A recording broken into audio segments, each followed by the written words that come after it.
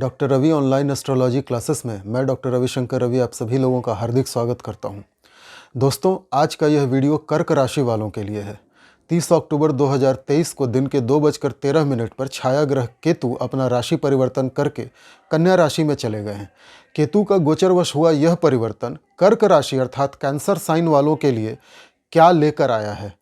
क्या अच्छी घटनाएं घटेंगी, क्या बुरी घटनाएं घटेंगी, कौन से कर्क राशि के लोग सबसे अधिक प्रभावित होंगे इस गोचर परिवर्तन से, आज के वीडियो का मुख्य विषय यही है। आज के वीडियो में मैं आपको केतु के पौराणिक और ज्योतिषीय स्वरूप के बारे में भी थोड़ा बताऊंगा।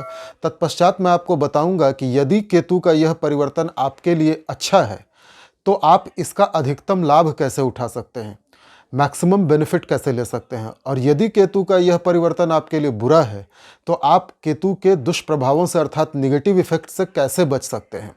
तो वीडियो को अंत तक अवश्य देखिएगा, तभी आप जान पाएंगे कि केतु जब कन्या राशि में जाते हैं तो कर्क राशि वालों पर क्या प्रभाव डालते हैं और केतु आपको क्या दे सकते हैं, तथा क्या सभी कर्क राशि वालों पर एक समान प्रभाव पड़ेगा।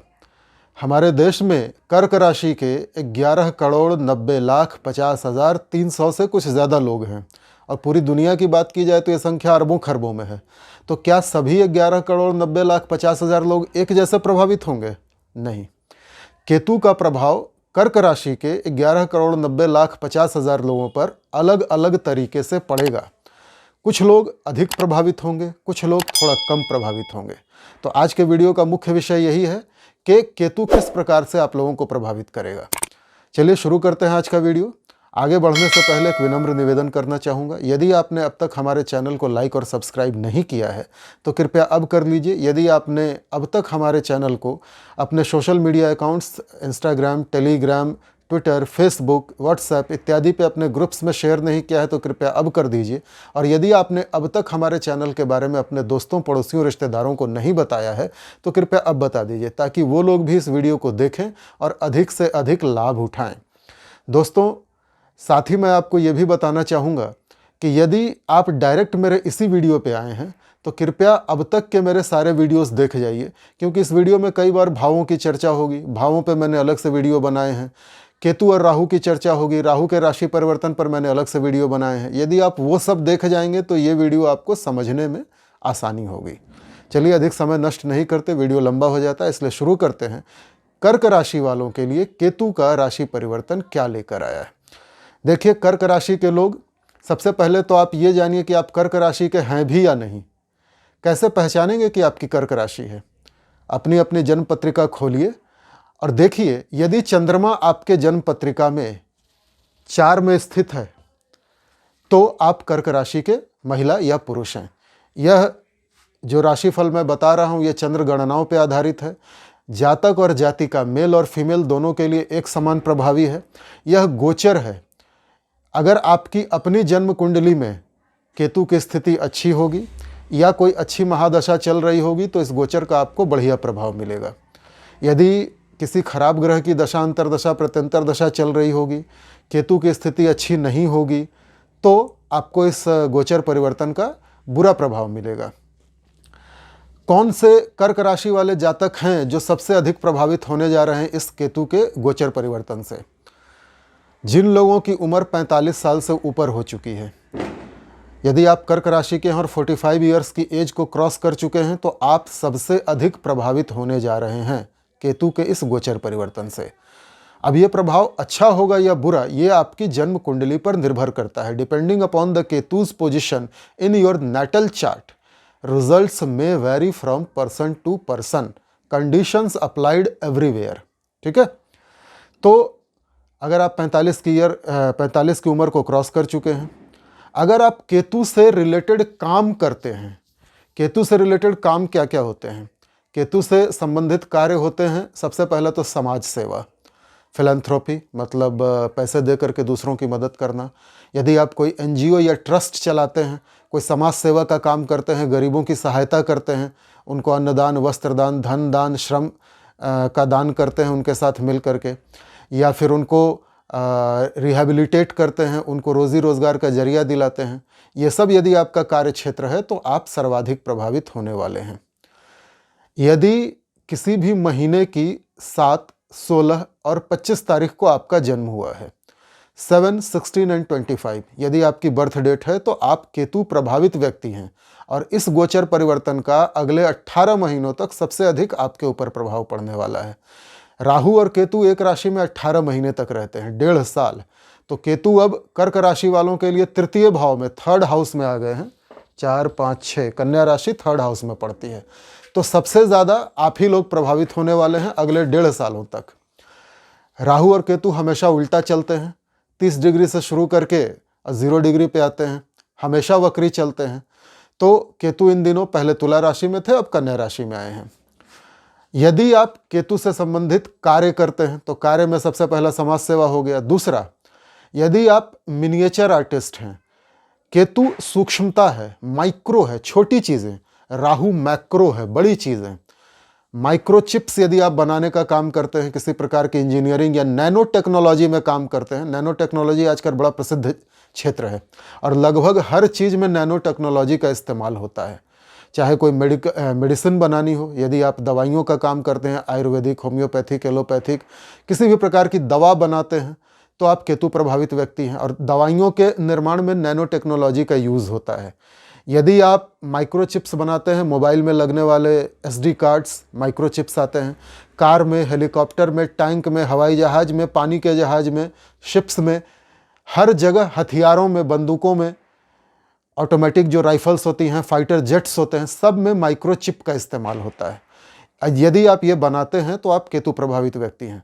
यदि आप मिनिएचर आर्टिस्ट हैं, पेंसिल के ऊपर भारत का नक्शा बना देना, पेंसिल की नोक पे मोदी जी का चेहरा बना देना, नाखून पे भारत का नक्शा बना देना, ये सब मिनिएचर आर्टिस्ट का काम है। जो लोग इस तरह का सूक्ष्मता वाला, बारीकी वाला काम करते हैं, वो केतु प्रभावित हैं और वो सबसे ज़्यादा प्रभावित होंगे केतु के इस गोचर परिवर्तन से। यदि आप बाल की खाल निकालने में माहिर हैं, डेटा एनालिसिस का काम करते हैं, किसी भी काम में गहराई में घुसते हैं, यदि आप रिसर्च कर रहे हैं, PhD कर रहे हैं किसी चीज़ पर, या आप पुरातत्व का कोई काम करते हैं जिसमें बहुत गहराई से छानबीन करके फैक्ट्स निकालते हैं, तो आप केतु प्रभावित व्यक्ति हैं। यदि आप कंप्यूटर टेक्नोलॉजी से रिलेटेड कोई काम करते हैं, रोबोटिक्स में काम करते हैं, या आप माइक्रो सर्जरी करते हैं, आप सर्जन हैं, केतु सर्जरी के भी कारक हैं, आप सर्जरी करते हैं, लेज़र की सर्जरी, जिससे आजकल तो रोबोटिक सर्जरी होती है, माइक्रो सर्जरी जिसको कहते हैं, यदि आप उस तरह का काम करते हैं या ऐसे रोबोट्स बनाते हैं जो माइक्रो सर्जरी में यूज़फुल हों, ऐसे इक्विपमेंट्स बनाते हैं, तो भी आप केतु प्रभावित व्यक्ति हैं। यदि आप बग्स बनाते हैं, जासूसी के लिए जो छोटे छोटे उपकरण होते हैं, बग्स, वो बनाते हैं, तो आप केतु प्रभावित व्यक्ति हैं। यदि आप बॉडी के अंदर डाले जाने वाला कोई पार्ट, जैसे एंडोस्कोपी वगैरह हम करते हैं, तो बहुत छोटा सा कैमरा बॉडी के अंदर डालते हैं थ्रू एसोफेगस, यदि आप इस तरह की चीज़ें बनाते हैं या ऐसी चीज़ें बनाने वाली कंपनी के पार्टनर हैं, ओनर हैं, तो आप केतु प्रभावित व्यक्ति हैं। यदि आप कोई भी ऐसा काम जिसमें सूक्ष्मता हो, जैसे बहुत सारे लोग होते हैं जो नासा में या इसरो में काम करते हैं और जो स्पेसशिप वगैरह जाता है उसमें बहुत छोटे छोटे पार्टिकल, छोटी छोटी चीज़ें बनाते हैं और छोटी सी जगह में फिट कर देते हैं। यदि आप शौकिया गाड़ियों के, कार्स के या बाइक्स के छोटे डिज़ाइन बनाते हैं जो चलती भी हैं, भले उनमें पेट्रोल कम लगे पर इंजन की पावर वैसी ही होती है और उस पर आदमी बैठ के सफ़र भी कर सकता है, भले वो छोटी चीज़ हो। यदि आप रिमोट से चलने वाले छोटे छोटे खिलौने बनाते हैं, बच्चों के छोटे खिलौने, तो ये सारी चीज़ें केतु प्रभावित हैं, केतु से संबंधित क्षेत्र हैं और आप केतु से प्रभावित व्यक्ति हैं। तो अगर आप इनमें से कोई क्षेत्र आपका है तो आप सबसे अधिक प्रभावित होंगे। अच्छा, अकॉर्डिंग टू न्यूमरोलॉजी, यदि आप 7, 16 और 25 को जन्मे हैं तो मैं आपको एक टिप दे देता हूँ, चाहे आपकी राशि कोई भी हो, यदि आप केतु प्रभावित व्यक्ति हैं तो केतु का जो ज्योतिषीय स्वरूप है, पौराणिक स्वरूप है कि केतु का सिर नहीं है। समुद्र मंथन के दौरान जब अमृत निकला था तो स्वरभानु नाम के राक्षस ने धोखे से देवता का वेश बना के अमृत पी लिया था और सूर्य चंद्रमा ने भगवान विष्णु को ये बात बता दी। विष्णु जी ने अपने चक्र से उसका गला काट दिया। अब चूंकि अमृत की बूंदें गले तक आ गई थी तो सिर वाला हिस्सा तो अमर हो गया, जो राहु बन गया। राहु अनंत इच्छाओं का द्योतक है। जो धड़ वाला हिस्सा था उसमें अमृत नहीं गया था, वो मर गया, छटपटा के भगवान विष्णु के चरणों में गिर गया। अब कोई चीज़ यदि भगवान विष्णु के चरणों में समर्पित हो जाती है तो वो मुक्ति को प्राप्त हो जाती है, परम धाम को चली जाती है। इसलिए भगवान विष्णु ने प्रसन्न होकर के राहु और केतु दोनों को, राक्षस होते हुए भी, एक ही बॉडी के दो पार्ट होते हुए भी, दोनों को ग्रहों का दर्जा दिया, देवताओं की तरह उनकी पूजा होती है। तो केतु के महत्व को आप इसी से समझ सकते हैं कि केतु परम गति दिलाने वाला, मोक्ष दिलाने वाला प्लैनेट है। और ऐसा प्लैनेट यदि राशि परिवर्तन करता है, और वो भी 18 महीनों के लिए, तो सोचिए इसका कितना व्यापक प्रभाव पड़ेगा आप लोगों के ऊपर, कर्क राशि वालों के ऊपर। तो केतु का यह जो गोचर परिवर्तन है, ये आपके लिए तीसरे भाव से हो रहा है, थर्ड हाउस, 1 2 3। अब तीसरा हाउस जो है, थर्ड हाउस, आप चाहें तो मेरे पुराने वीडियोस देख लीजिए, मैंने भावों के ऊपर एक पूरी श्रृंखला बनाई है। तो थर्ड हाउस की भी चर्चा की है मैंने विस्तार से वहाँ, यहाँ संक्षेप में बताऊँगा। तीसरा भाव जो होता है वो इच्छा शक्ति का होता है। ज्योतिष के कई सारे ग्रंथों में पराशर ऋषि ने इसको पराक्रम, पुरुषार्थ, साहस का भाव कहा है। पुरुषार्थ मतलब आप मेहनत करेंगे ज़्यादा, पराक्रम, साहस, ये चीज़ें थर्ड हाउस दिखाता है, छोटे भाई बहनों को दिखाता है, छोटी यात्राओं को दिखाता है, राजनीति को भी हम यहाँ से देखते हैं। और ऐसे में यदि केतु आ जाए, तो केतु का अपना स्वभाव क्या है? केतु का सिर नहीं है, केतु के पास करने को बहुत कुछ है, पूरी बॉडी है, पूरा धड़ है, एनर्जी पूरी है, लेकिन उसको डायरेक्शन दिखाने वाला कोई नहीं है, मार्गदर्शन देने वाला कोई नहीं है। तो जब मैं न्यूमरोलॉजी की जो बात कर रहा था कि यदि आप केतु प्रभावित हैं, 7 16 25 को जन्मे हैं, तो प्रकृति की के संकेतों को समझिए, प्रकृति की शक्ति को समझिए। और यदि आपको कुछ सूझ नहीं रहा, आपको ये नहीं समझ में आ रहा है कि करूं तो करूं क्या, किस दिशा में जाऊं, तो आप किसी राहु प्रभावित अपोजिट सेक्स के व्यक्ति से दोस्ती करिए, उसके करीब आइए। यदि आप पुरुष हैं और केतु प्रभावित हैं, तो राहु प्रभावित महिला से मित्रता करिए। वो महिला जिसका जन्म किसी भी महीने की 4, 13, 22 या 31 तारीख को हुआ हो, 4, 13, 22 एंड 31, वो राहु प्रभावित लोग होते हैं। आप उनके करीब आइए। या यदि आप केतु प्रभावित महिला हैं, तो आप राहु प्रभावित पुरुष के संपर्क में आइए। तब क्या होगा? राहु के पास सिर्फ सिर है, आइडियाज़ बहुत हैं, लेकिन वो उनको पूरा नहीं कर सकता, एग्जीक्यूट नहीं कर सकता। क्यों? क्योंकि धड़ नहीं है, बॉडी नहीं है उसकी। इच्छाएं बहुत हैं, उसको पूरा नहीं कर पाता। केतु के पास करने की ताकत है, हाथ पैर सब कुछ है, एग्जीक्यूट कर सकता है। उसके पास सिर नहीं है, सोचने की ताकत नहीं है, वाणी नहीं है, बोल नहीं सकता, देख नहीं सकता, समझ नहीं सकता, सुन नहीं सकता। तो केतु अंधा है, बहरा है, गूंगा है और दिमाग से पैदल है। उसको यदि कोई राहु प्रभावित व्यक्ति रास्ता दिखाए कि ये मार्ग है, इस पे तुम चलो, तो केतु वाला उस पे चल लेगा और दोनों के काम बन जाएंगे। राहु और केतु दोनों मिलके पूरे हो जाएंगे। प्रकृति की जो शक्ति है पुरुष और स्त्री की, वो एक साथ दो एनर्जीज मिलेंगी, राहु और केतु एक साथ मिलेंगे और दोनों कंप्लीट हो जाएंगे। इसलिए यदि आप केतु प्रभावित महिला या पुरुष हैं, राहु प्रभावित महिला या पुरुष से दोस्ती कीजिए। यदि वो अपनी ही राशि के हों, कर्क राशि के हों, तो और बेहतर है। तो थर्ड हाउस जो है वो जिद का भी है, आपके साहस, पराक्रम, पुरुषार्थ को दिखाता है। केतु है मोक्षदायक प्लैनेट। थर्ड हाउस काम त्रिकोण है, धर्म, अर्थ, काम, इच्छाओं का स्थान है। केतु डिटैचमेंट के ग्रह हैं, केतु परिवर्तन के ग्रह हैं। राहु केतु हमेशा चेंज दिखाते हैं आपकी पर्सनैलिटी में, आपके पूरे व्यक्तित्व में, आपकी बोलचाल में, आपके रहन सहन में, हर चीज में एक आमूल चूल परिवर्तन। और थर्ड हाउस में जब केतु आते हैं तो परिवर्तन का संकेत देते हैं। यदि आप इस संकेत को समझ गए और अपने आप में चेंज कर लिया, तो ये केतु आपको बहुत अच्छा रिजल्ट देंगे। यदि आप टेक्नोलॉजी से जुड़ गए, राहु और केतु टेक्नोलॉजी के कारक हैं। आज के इस युग में राहु राजा है, ये मैंने अपने पिछले कई वीडियोस में बताया है। तो राहु टेक्नोलॉजी देता है, पर केतु उस टेक्नोलॉजी की सूक्ष्मता को दिखाता है, जड़ को दिखाता है, महीन से महीन, बारीक से बारीक चीजों को दिखाता है। तो आपको थर्ड हाउस में आकर के कर्क राशि वालों, आपको केतु ये बता रहे हैं कि आपको अपने आप को बदलना होगा, आपको नई चीज़ें सीखनी होंगी। जैसे कंप्यूटर की ट्रेनिंग लेनी होगी, कोडिंग आजकल एक बहुत सूक्ष्म चीज़ है और आजकल समय भी इसी का है, कोडिंग सीखनी होगी। या कोई भी काम आप कर रहे हैं उसमें आपको टेक्नोलॉजी को अपनाना पड़ेगा। अगर आपने ऐसा किया तो आपका कर्म क्षेत्र बहुत बढ़ जाएगा। दशम स्थान जो कर्म स्थान होता है, यहाँ से 1 2 3 4 5 6 केतु छठे में बैठे हैं। छठा स्थान रोग, ऋण, शत्रु, बाधाओं का होता है। और थर्ड स्थान लग्न से, राशि से तीसरे हैं। तीसरा स्थान जिद का होता है, इच्छा शक्ति, विल पावर का होता है। जब थर्ड में, तीसरे स्थान में कोई पाप ग्रह आ जाता है, पाप ग्रह तो मैं नहीं कहता, मैं उष्ण ग्रह, गर्म ग्रह कहता हूं। जैसे सूर्य, शनि, मंगल, राहु और केतु, ये उष्ण प्रकृति के ग्रह हैं, ऐसा भृगु ऋषि ने कहा है। तो जब ये उष्ण ग्रह थर्ड हाउस में आ जाता है तो व्यक्ति में अदम्य साहस, इच्छा शक्ति, अद्भुत जोश, एनर्जी, बहुत सब कुछ आ जाता है। अपनी इच्छा शक्ति के बल पे आप कर्म में आ रही बाधा को दूर कर देंगे।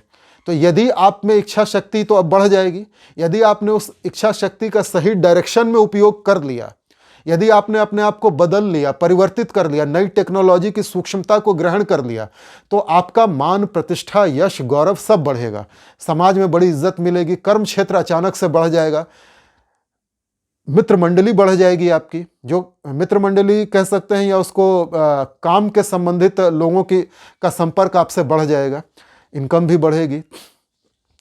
तो सबसे पहला तो आपको ये करना है कि आपको बदल जाना है, नई टेक्नोलॉजी को सीख लेना है। और तीसरा भाव जो होता है उसमें ये चूंकि जिद का भी है, बहुत मजबूत इच्छा शक्ति का है, और केतु के पास केवल धड़ है, एनर्जी उसमें बहुत ज़्यादा है। तो आपका मन करेगा कि आप ये भी करें, वो भी करें, वो भी करें, बहुत कुछ करें, कर भी सकते हैं, लेकिन फिर मैं वही बात कहूँगा, राहु प्रभावित व्यक्ति के डायरेक्शन में अगर आप बिना डायरेक्शन के अंधों की तरह दौड़ते जाएंगे तो आपको मंजिल नहीं मिलेगी। आप कभी इस रास्ते पे दौड़ेंगे, कभी उस पे दौड़ेंगे, कभी उस पे दौड़ेंगे, आपको पता ही नहीं कि आपको जाना कहाँ है, और धीरे धीरे आपकी सारी एनर्जी लॉस हो जाएगी, नष्ट हो जाएगी। तो आप सही दिशा में प्रयास करें, किसी की सलाह ले लें और उस डायरेक्शन में काम करें। आपका कर्म क्षेत्र बहुत अच्छा है। आर्थिक उन्नति के लिए, भौतिक उन्नति के लिए तो केतु का ये परिवर्तन, ये गोचर कर्क राशि वालों के लिए बहुत ही बढ़िया है। इनकम बढ़ जाएगी, आपकी इच्छाएं पूरी होंगी। अब इच्छाओं पर जब बात आई है तो थर्ड हाउस में केतु डिटैचमेंट के ग्रह हैं। केतु क्या करते हैं, इच्छाओं को कम कर देते हैं, डिटैच करते हैं, ठीक है। और राहु जो इनका काउंटर पार्ट है वो बैठा है मीन राशि में, नवम स्थान में। राहु और केतु एक दूसरे से 180 डिग्री के एंगल पे बैठते हैं। दोनों का स्वभाव एक दूसरे से एकदम उल्टा है, एकदम अलग है, लेकिन प्रकृति की लीला देखिए कि दोनों एक दूसरे के बिना अधूरे हैं, एक दूसरे के बिना चल भी नहीं सकते आगे। तो जहां थर्ड हाउस में बैठ करके केतु क्या करेगा, आपको इच्छाओं से मुक्त करेगा, आपकी इच्छाओं में कमी लाएगा, आपको आइसोलेशन में ले जाएगा। केतु आइसोलेशन का मुक्तिदाता प्लैनेट है ना, मोह माया से आपका मन उचाट करेगा।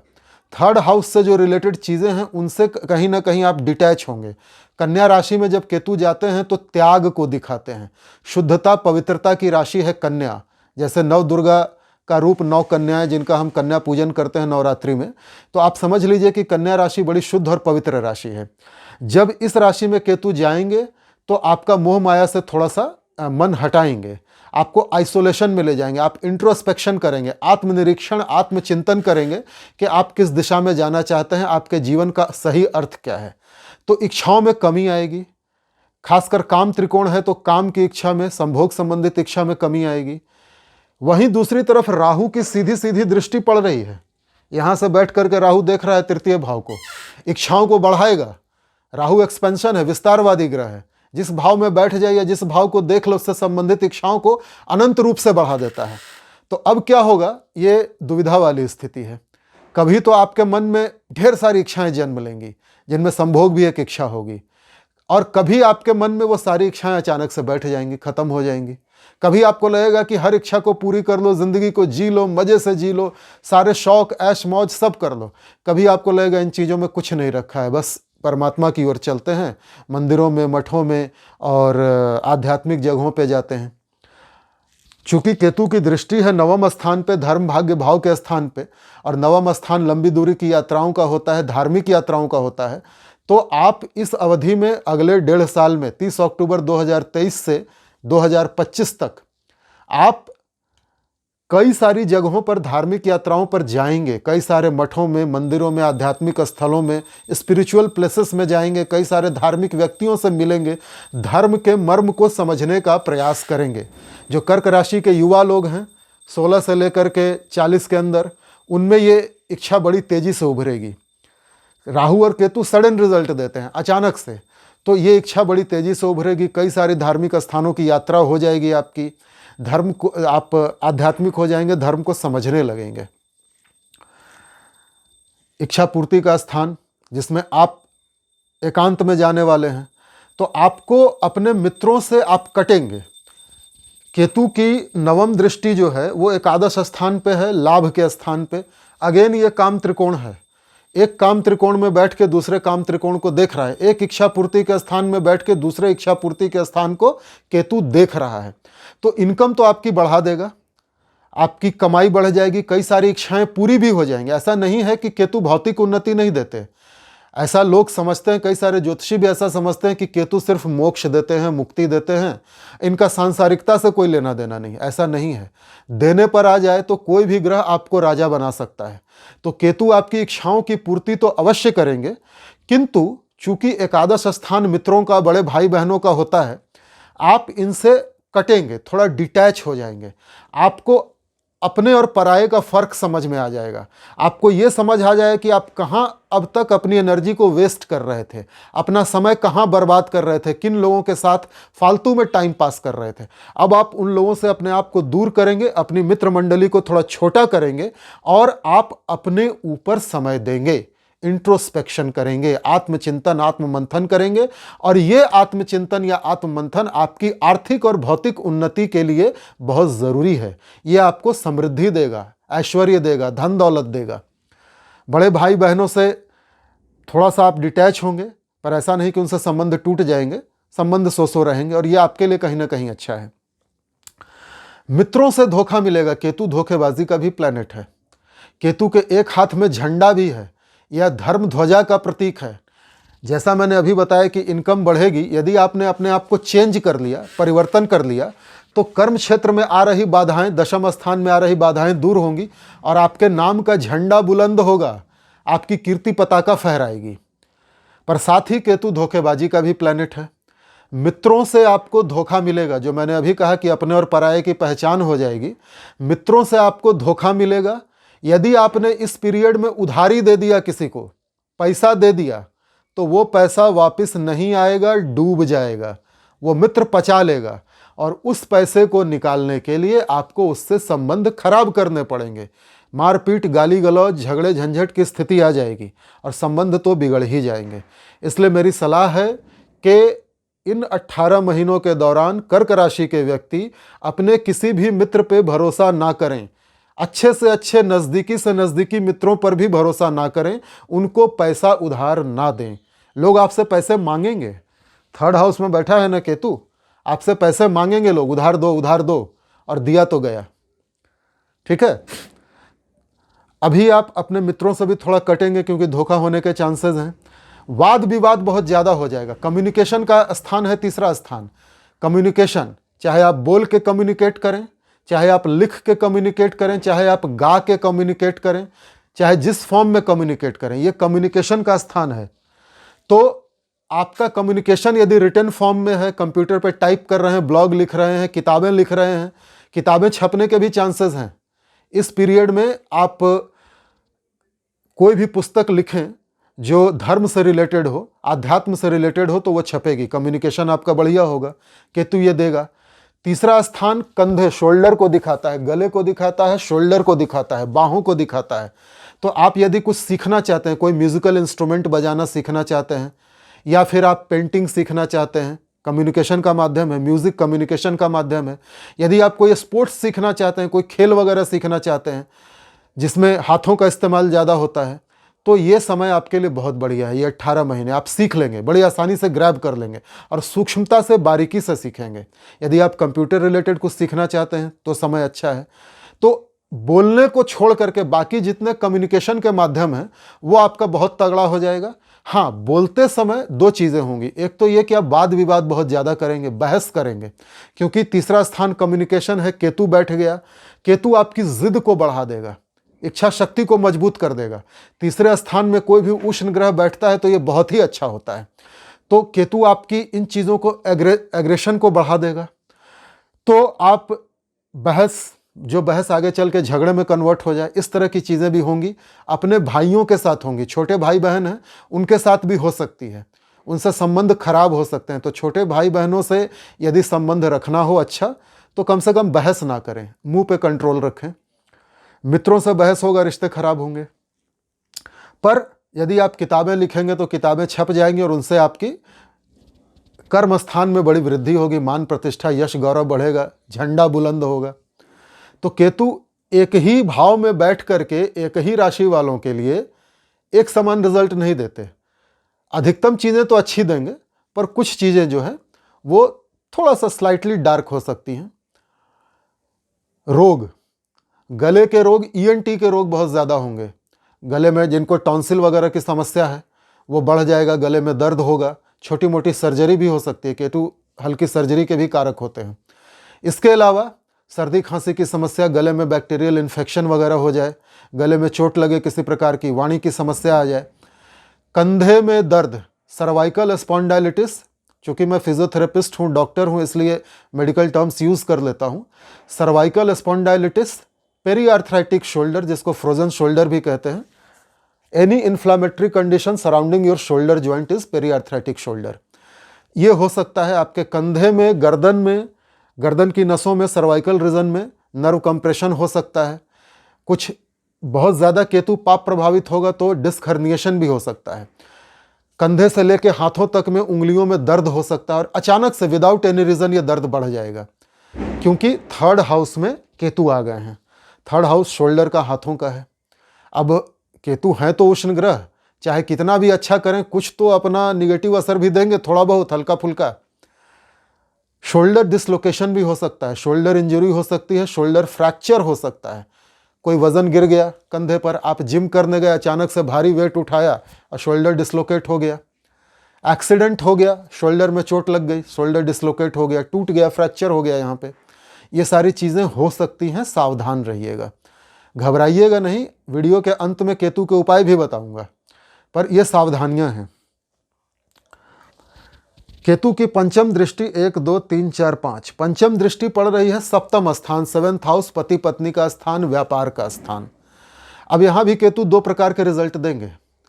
पहला ये कि व्यापार आपका अच्छा चलेगा। यदि आपने अपने आप को चेंज कर लिया, नई टेक्नोलॉजी सीख ली, नई चीज़ों में अपने आप को ढालना शुरू कर दिया, तो व्यापार आपका बहुत बढ़ जाएगा, इनकम बढ़ जाएगी। कई सारी आपकी यात्राएं होंगी व्यापार को लेके, छोटी दूरी की भी, लंबी दूरी की भी। और उन यात्राओं में यदि आपने अपने आप को परिवर्तित करते रहे, आप बदलते रहे, तो उन यात्राओं से आपको लाभ है। दूसरी तरफ यही केतु आपके पति या पत्नी या पार्टनर से आपके संबंधों में असंतुष्टि भी देगा। कुछ अच्छा नहीं लगेगा आपको उनके साथ, मैरिड लाइफ के लिए ठीक नहीं है। केतु सेपरेटिव प्लैनेट है, मोह माया से त्याग करवाते हैं, डिटैच करते हैं। और सांसारिकता का सबसे बड़ा जो अटैचमेंट है वो पति पत्नी का अटैचमेंट है, लाइफ पार्टनर का। केतु आपको उससे डिटैच करेंगे, दूर करेंगे। इन 18 महीनों के पीरियड में आपके लाइफ पार्टनर से आपकी नहीं बनने वाली। झगड़े नहीं भी हो तो आप एकांत में जाना चाहेंगे, आप शांत बैठेंगे, आप उनसे ज़्यादा बातचीत नहीं करेंगे, कम्युनिकेट नहीं करेंगे। आप आत्म मंथन में रहेंगे ना, आत्मचिंतन में, अपने आप को अंदर से खोजने का प्रयास करेंगे। तो आध्यात्मिक उन्नति के लिए तो चीज़ बहुत अच्छी है कि आपका स्पिरिचुअल ग्रोथ हो रहा है, लेकिन फैमिली लाइफ कहीं ना कहीं डिस्टर्ब होगी, मैरिड लाइफ आपकी डिस्टर्ब होगी। तो व्यापार बढ़ेगा, आध्यात्मिक उन्नति होगी, यश मान प्रतिष्ठा बढ़ेगी, कीर्ति बढ़ेगी, झंडा बुलंद होगा, साहस पराक्रम पुरुषार्थ बढ़ेगा, सब कुछ होगा। फैमिली लाइफ डिस्टर्ब होगी। बीमारियां मैंने बता ही दी आपको क्या आ सकती हैं।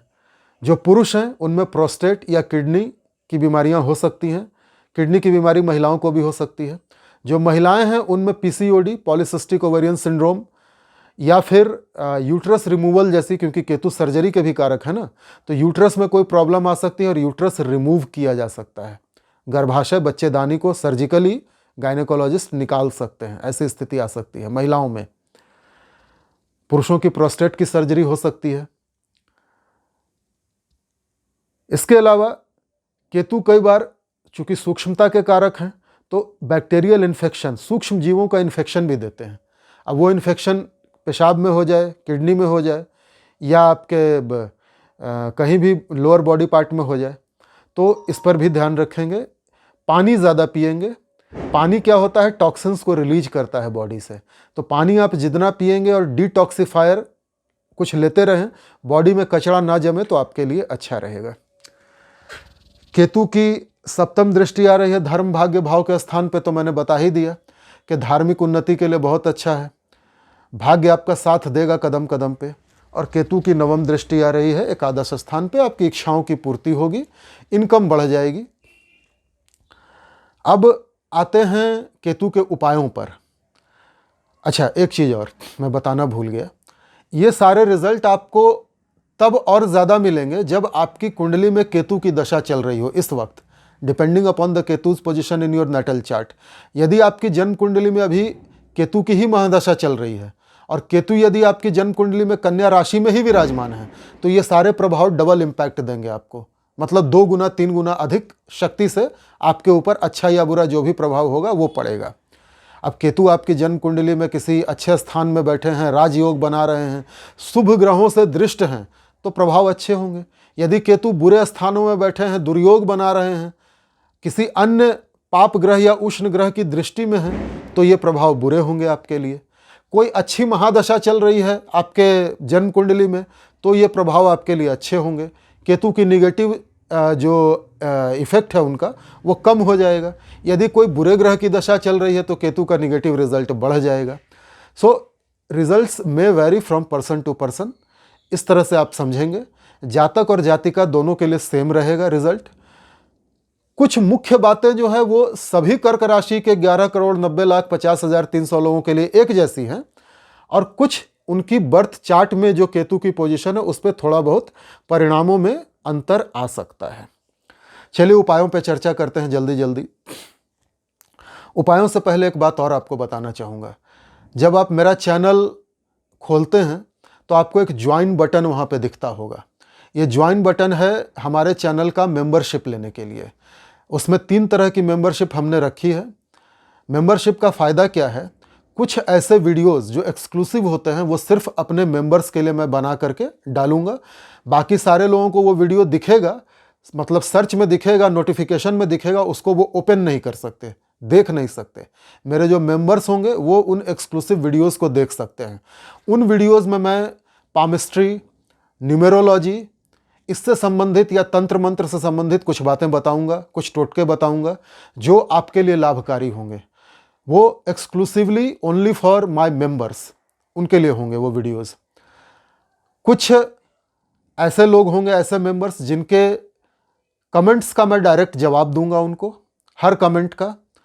कुछ ऐसे मेंबर्स होंगे जो महीने में एक बार मुझसे कोई एक प्रश्न पूछ सकते हैं फ्री ऑफ कॉस्ट। ये डिपेंड करता है कि आप किस प्रकार की मेंबरशिप लेते हैं। ठीक है, 3 तरह की मेंबरशिप है हमारी, उसमें से जो मेंबरशिप आप लेंगे उसके अकॉर्डिंगली आपको मैं सुविधाएं दूंगा, पर्क्स दूंगा। वो सारी चीज़ें जब आप ज्वाइन बटन को टच करेंगे तो आपको दिख जाएंगी। यदि आप चाहें, मुझसे जुड़े रहना चाहते हैं, मुझसे अपने सवालों के जवाब प्राप्त करना चाहते हैं, तो आप मेंबरशिप ज्वाइन कीजिए।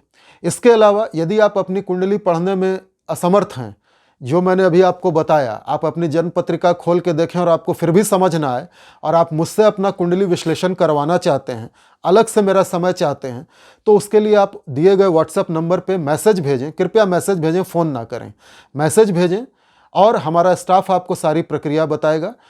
यूट्यूब के बाहर मेरी सुविधाएं पेड सर्विस हैं, सशुल्क हैं, फीस लगेगी उसकी। यूट्यूब के अंदर सब कुछ फ्री है। तो यदि आप यूट्यूब के बाहर मुझसे कोई सर्विस चाहते हैं तो वो पेड सर्विस है। व्हाट्सएप पे मैसेज कीजिए, अकॉर्डिंगली आपको हमारा स्टाफ प्रक्रिया बताएगा। आप पे कीजिए और आपके अपने कुंडली का विश्लेषण करवाइए। चलिए अब उपायों पे चर्चा करते हैं।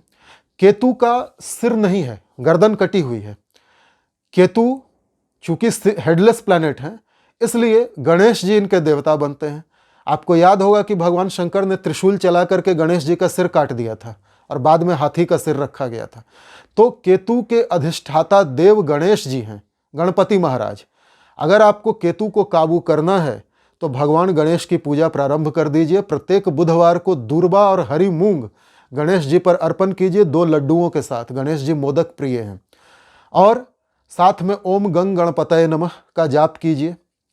इसके अलावा गणेश अथर्व शीर्ष जो अथर्व वेद में है उसका पाठ कीजिए उच्चारण के साथ। संस्कृत में है, यदि आपकी संस्कृत अच्छी है तो उच्चारण कीजिए, उच्चारण के साथ पाठ कीजिए, क्योंकि संस्कृत में उच्चारण का ही महत्व है। अशुद्ध पाठ मत कीजिए। और गणेश जी का ऋण मुक्ति स्रोत आता है, यदि आपके ऊपर बहुत कर्ज है तो ऋण मुक्ति स्रोत का भी पाठ कर सकते हैं। यदि संस्कृत आपकी अच्छी नहीं है तो गणेश चालीसा का पाठ कर लीजिए। 3 बुधवार को काली गाय को या सफ़ेद गाय को, काली गाय हो तो अच्छा है, हरा चारा खिलाइए। हरा चारा बुध प्रसन्न अर्थात केतु काबू में, और काली गाय को खिलाएंगे तो शनि और राहु भी प्रसन्न, सफ़ेद गाय को खिलाएंगे तो शुक्र भी प्रसन्न। तो गाय को हरा चारा अवश्य खिलाइए बुधवार के बुधवार। ये उपाय 3 बुधवार तो लगातार कीजिए, उसके बाद भी आप कंटिन्यू करेंगे तो अच्छा रहेगा। कुत्ता, लाल किताब वालों ने केतु को कुत्ता कहा है, कुत्ते जैसा। तो आप कुत्ते को, खास करके चितकबरा कुत्ता हो 2 रंग वाला, एक सफ़ेद काला, काला पीला, कोई 2 रंग के कुत्ते होते हैं ना, उनको आप बिस्किट खिलाइए, रोटी खिलाइए। कुत्तों को कभी मारिए मत बेवजह, कुत्तों की सेवा कीजिए, घर के बाहर कुत्तों की सेवा कीजिए। केतु प्रसन्न हो जाएंगे और ये जो दुष्प्रभाव हैं केतु के, ये दूर हो जाएंगे। ठीक है। इसके अलावा आप केतु के लिए ओम कें केतवे नमः इस बीज मंत्र का 1 माला प्रतिदिन जाप कर सकते हैं। केतु के मंत्र जाप का समय संध्या 6 बजे के पश्चात होता है और आप किसी भी दिन बुधवार से शुरू कर सकते हैं इसको। तो इन्हीं उपायों के साथ, इन्हीं शब्दों के साथ आज के वीडियो को समाप्त करता हूं और कल के वीडियो में मिलेंगे। केतु के इस गोचर परिवर्तन का सिंह राशि वालों पर क्या प्रभाव पड़ेगा ये जानेंगे। तब तक अपना ध्यान रखिए। नमस्कार।